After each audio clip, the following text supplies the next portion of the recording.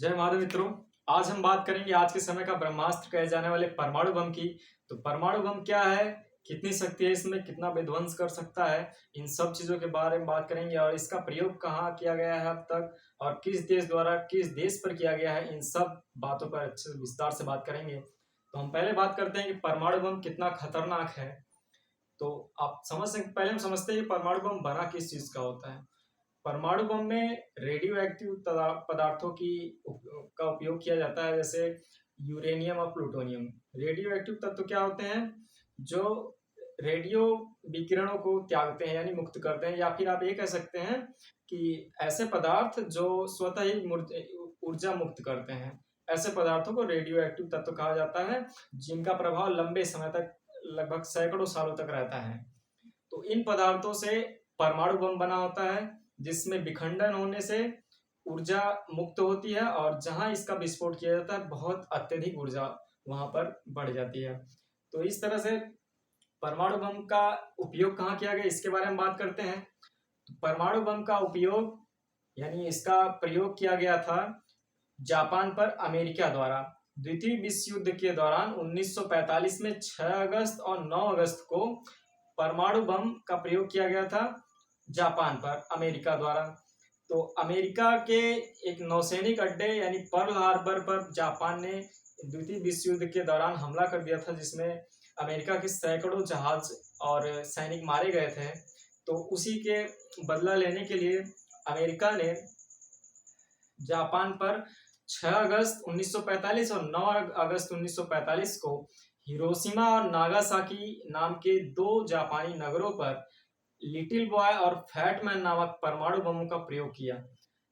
6 अगस्त को हिरोशिमा पर little boy नाम का परमाणु बम गिराया गया था, जिससे हिरोशिमा में तुरंत ही माने जब परमाणु बम का विस्फोट हुआ उस नगर पे 100 फुट की ऊंचाई पर, उसी दौरान लगभग 70,000 लोग तुरंत मारे गए।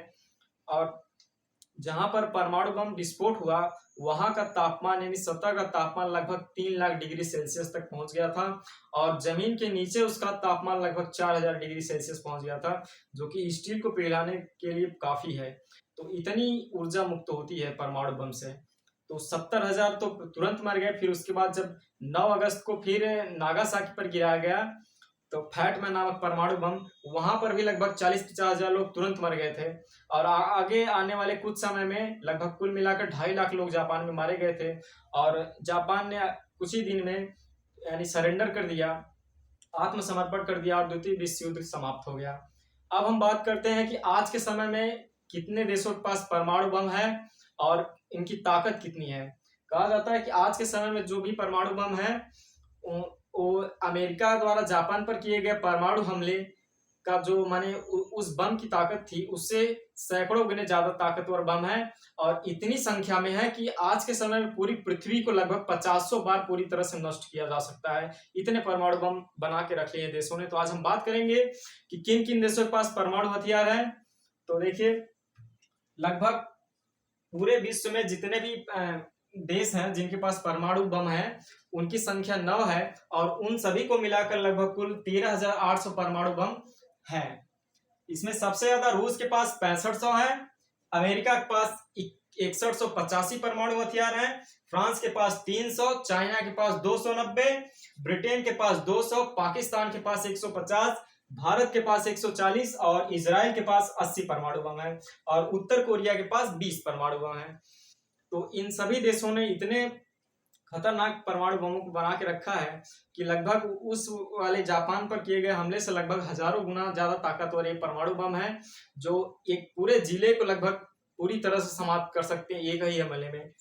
इसमें से जो भारत के पास 140 परमाणु बम है, भारत की एक पॉलिसी है परमाणु बम को लेकर कि हम कभी भी किसी देश पर फर्स्ट यूज नहीं करेंगे। नो फर्स्ट यूज का पॉलिसी है भारत का कि हम किसी भी देश पर पहले परमाणु हमला नहीं करेंगे। अगर कोई देश हमारे ऊपर हमला करता है तब हम उसके ऊपर परमाणु हमला करेंगे, नहीं तो वरना पहले किसी भी देश पर परमाणु हमला नहीं करेंगे। ठीक है, तो ऐसे ही और जानकारियों के लिए हमारे साथ जुड़े रहें। धन्यवाद।